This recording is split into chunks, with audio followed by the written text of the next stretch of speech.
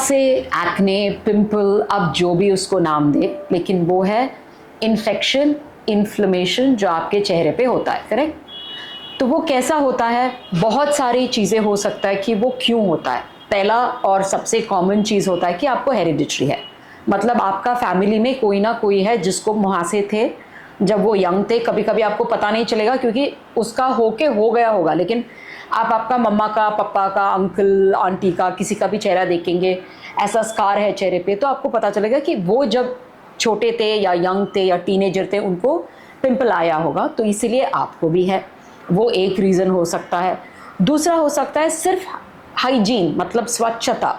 आपका स्किन स्वच्छ है क्या, आपका स्कैल्प क्लीन है क्या, आपको डैंड्रफ है या बहुत सारा स्टिकी स्कैल्प है, ऐसा सब है तो शायद उसके वजह से भी आपको हो सकता हो। अगर उसके वजह से है तो आपको पता चलेगा आपके पीठ में भी होगा, आपके आर्म्स में भी होगा, आपके back side, lower back side पे भी होगा। ऐसा भी एक्ने है तो आपको शायद होगा कि आपके स्कैल्प क्लीन ना होने की वजह से या इंक्रीज्ड ऑयल प्रोडक्शन के वजह से, इंक्रीज ऐसा चिप होता है चेहरा और स्कैल्प, उसके वजह से हो सकता है।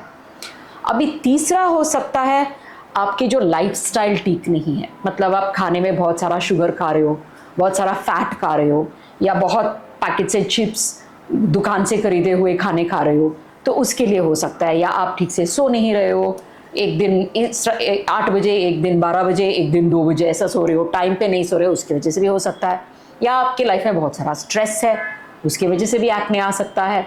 या आप बाल में बहुत सारा क्रीम लगा रहे हो, या गलत मेकअप लगा रहे हो, या मेकअप ठीक से नहीं निकाल रहे हो, ये सब हम बोलते हैं लाइफस्टाइल, मतलब आप कैसा दिन ब दिन जी रहे हो उसके हिसाब से हो सकता है। चौथा हो सकता है आपका हार्मोनल इम्बैलेंस, मतलब जो हार्मोन्स आपका सेक्रेट हो रहा है कि मेल हार्मोन या फीमेल हार्मोन या थायराइड वाली हार्मोन, इसमें कुछ गड़बड़ है, उसके वजह से भी आपको वहाँ से आ सकता है।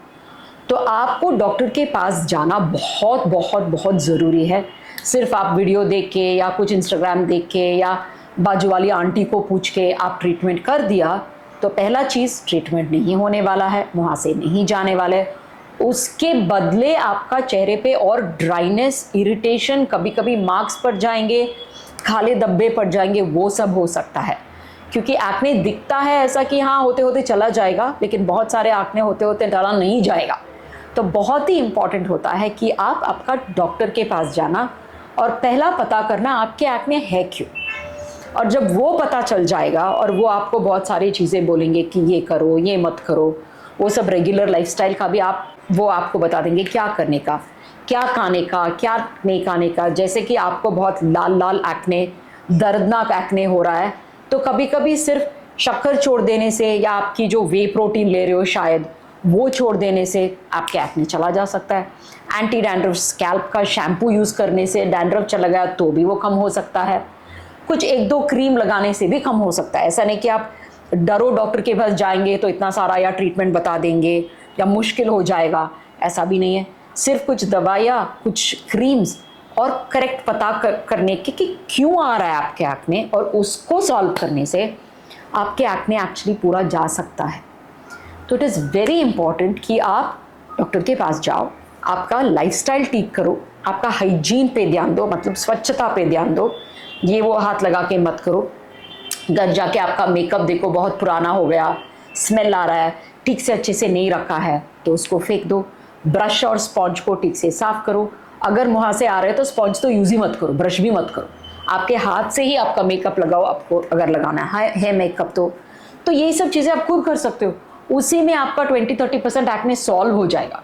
फिर उसके बाद आप डॉक्टर के पास जब जा रहे हो या उससे पहले जा रहे हो वो क्रीम देंगे, राइट, उससे और 20-30% सॉल्व हो जाएगा। अगर कभी कभी कुछ स्टबन एक्ने हैं उनको आपको दवाई भी देने पड़ता है इंटरनली, एंटीबायोटिक कभी कभी देने पड़ता है, कभी कभी ऐसा दवाई भी देना पड़ता है जो आपका एक्ने ग्लैंड को कम करे उसका एक्शन, ताकि कम ऑयल प्रोड्यूस हो, वो भी दे सकते हैं आपके डॉक्टर। तो ये ओरल दवाई दे सकते हैं।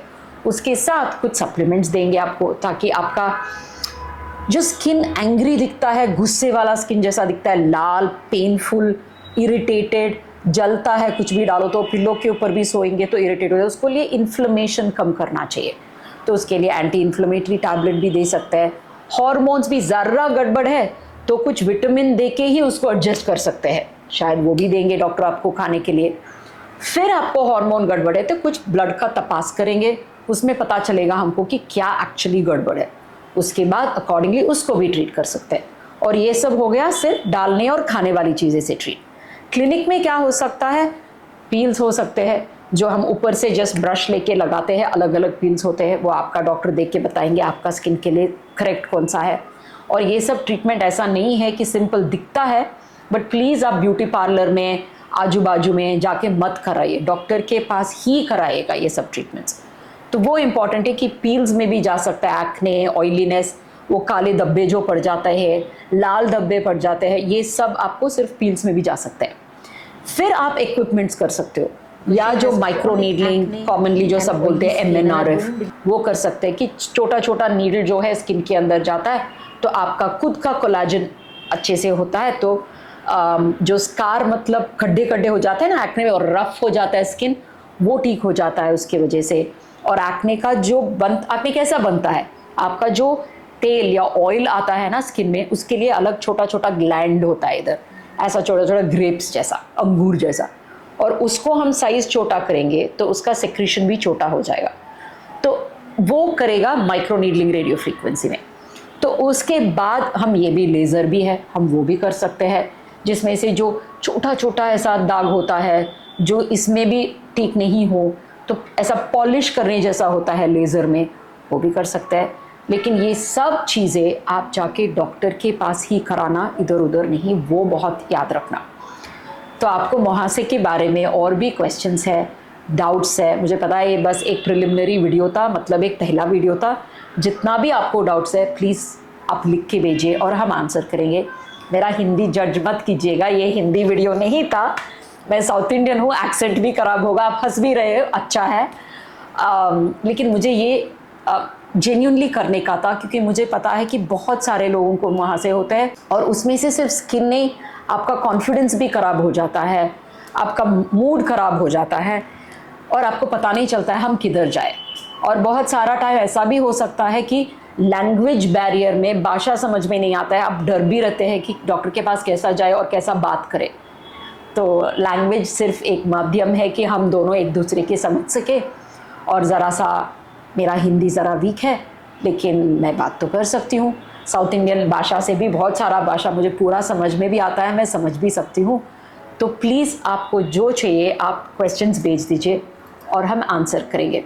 ऐसा होता है कभी कभी हमारा क्लिनिक में कि पेशेंट्स आते हैं और उनके भाषा में बात करते हैं, हम तो हिंदुस्तानी है, इंडियन है, तो सब भाषा समझ तो आता है, वापस बोलने को नहीं आता है बस।